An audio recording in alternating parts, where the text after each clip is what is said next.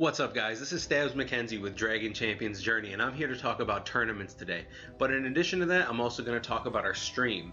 We're going to be streaming on Twitch TV/Dragon Champions Journey. We're going to do that tomorrow, Thursday, 10:30 p.m. Eastern Standard Time.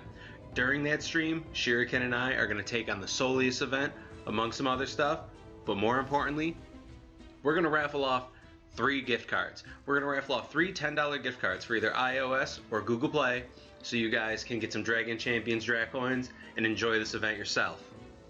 So tell all your guildies, share this, like this, comment, because we want to get the message out about Dragon Champions Journey, and we want to support the community. So guys, let's do this thing.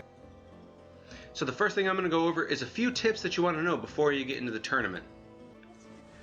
One thing that is deceptively powerful here is the AoE blind ability from Master Shot.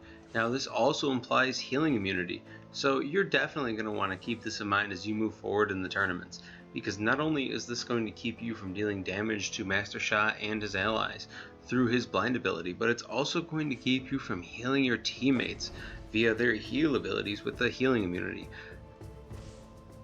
Very few enemies will have this ability in the game, so this is definitely something to keep in mind as you're moving through the arena, through tournaments, or through anything really. Another important tip to keep in mind is that when your opponents are under stealth, you're not going to be able to counterattack against them. This is a very common ability that Kyra uses. Kyra and Venomite are very common in multiple game modes because of this type of synergy. They counter characters like Tromgar, and even Kyra herself with her ability to give tanks counterattack, which is why it is very important to be able to play around this type of ability. Alright guys, now that we've gone over the tips, let's get into tournaments and the strategy behind them. So first, I'm going to show you the qualification round. In order to join a tournament, you need to complete a qualification battle. So we're going to do that right now.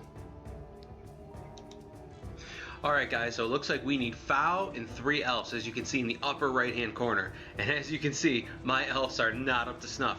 But this might work in our favor. So what we're going to do is we're going to qualify with some very weak elves, and then I'm going to level them up, and we're going to see how they look after that.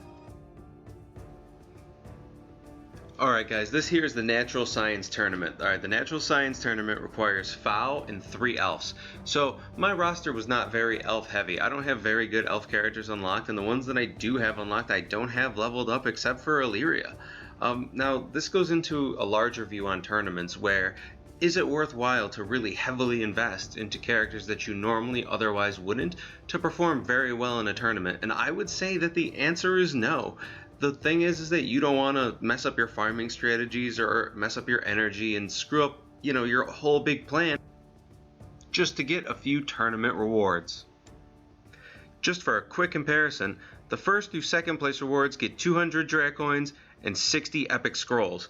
Now, if you go down just a few ranks between 31 and 60, you're getting 60 Dracoins and 15 of the Epic Scrolls. Now, I know that might seem like a huge disparity, but I don't think it's really a big deal if you're not messing up your entire roster just to get ahead in a tournament.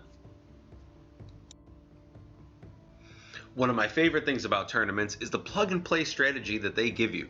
By requiring so many characters, like 4 out of 5, it leaves you with one character that's this type of wiggle room, and this can be kind of like your sideboard or your meta choice to kind of defeat the squad that you're going against. So I really like this limiting feature because it actually in a weird way kind of opens your options to try new teams that you normally wouldn't. So good job on this one, guys. An example of a less stringent tournament would be one that's running right now, which is the Bad Guy tournament. Now, the first through third ranked rewards here are pretty high, with 250 Dracoins and 80 Bad Robin shards. And then if you move down in the ranks between like 51 and 150, you're getting 50 Dracoins and 10 shards. So the disparity here is actually a bit larger, and with the restrictions removed, it actually gives you more room to use your roster. So, I don't know, there's kind of an interesting takeaway here as far as which squads you're going to use. Because of this, what I recommend is everyone invest in 1 to 2 good side characters that have a lot of tags, or that you think you could use as plug and play characters, because that is how it appears tournaments are going to be. You're going to need to utilize these powerful plug and play characters to get ahead in tournaments, because there's going to be plenty of restrictions on you. So don't be afraid to invest in someone like Tromgar, Snorri, Revel, or even duos like Snorri and Revel, Patriarch Chi and Kinley. duos like that will have powerful synergies no matter what team they're put in. Alright guys, so the next tournament that's going to take place is the Wonder 5 tournament, okay? Now the dates are going to show up right here on screen. Now this is going to require 2 elves and 2 humans. One of those elves is going to have to be Calrian, and the other one is going to be Robin Bad. So looking at those types of synergies, I think that you're probably going to want to invest in Snorri as your other human, because he's just a great plug and play character all around.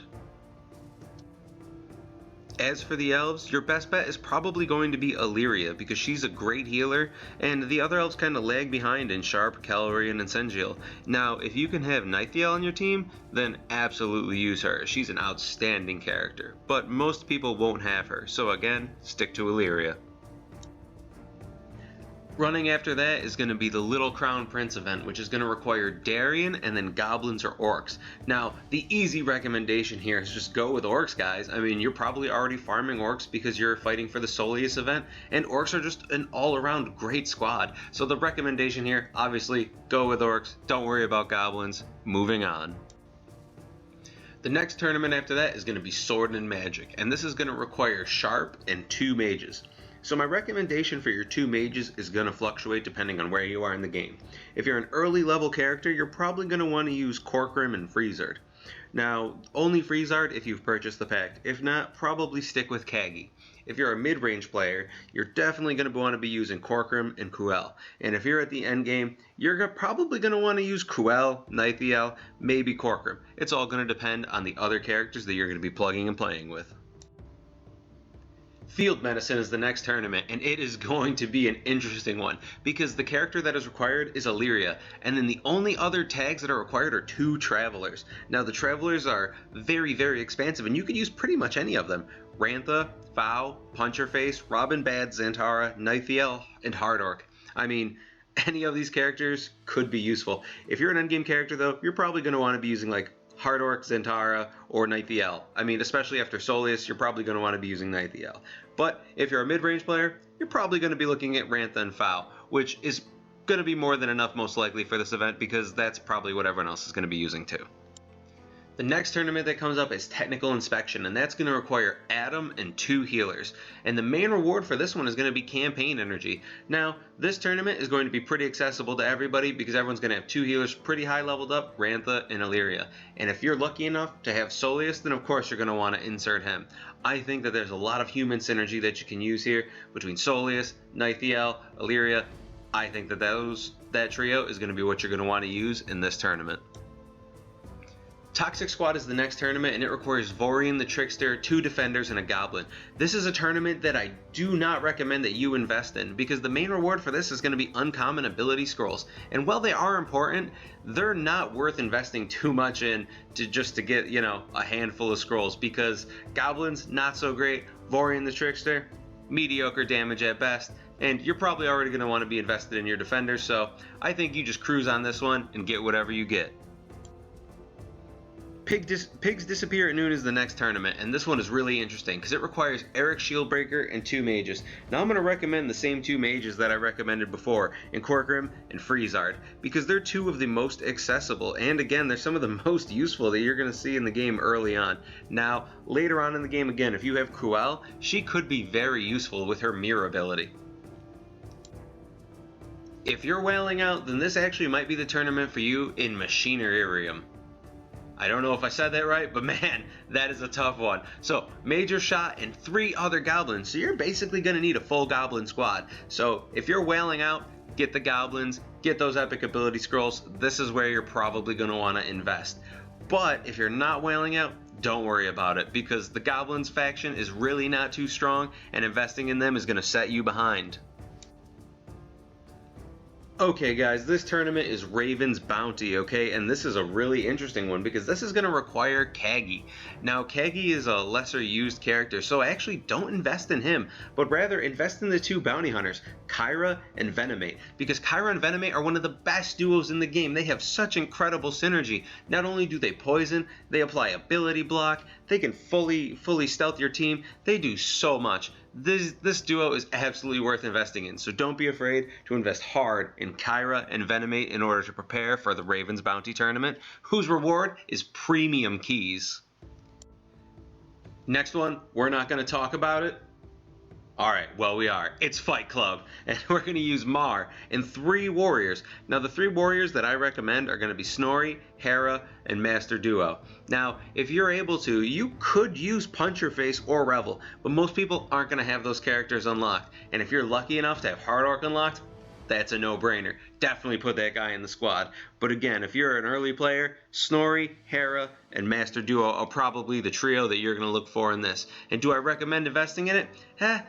This one's a toss-up because golden keys are rare and gold is definitely a choke point in the game. So this one is going to have to be your call on what you're going to invest in. Next tournament is How to Slay Your Dragon. Now, this is going to require Sengiel and 2 Dragon Slayers. The 2 Dragon Slayers that I totally recommend are Tromgar and Snorri. If you've been following this channel at all, you know I love Tromgar. And Snorri's bleed AoE is just so good. These 2 characters are plug and play bros. Absolutely. Tromgar, Snorri, no questions, invest in this tournament. And the final tournament is going to be Infernal Pizza, and that's going to require Salvador and 2 demons. For the 2 demons, Kyra and Venomate. You've already invested in them if you've been following this guide, and they're 2 of the best characters with their synergy. So absolutely, Kyra and Venomate, invest in them and take this tournament down.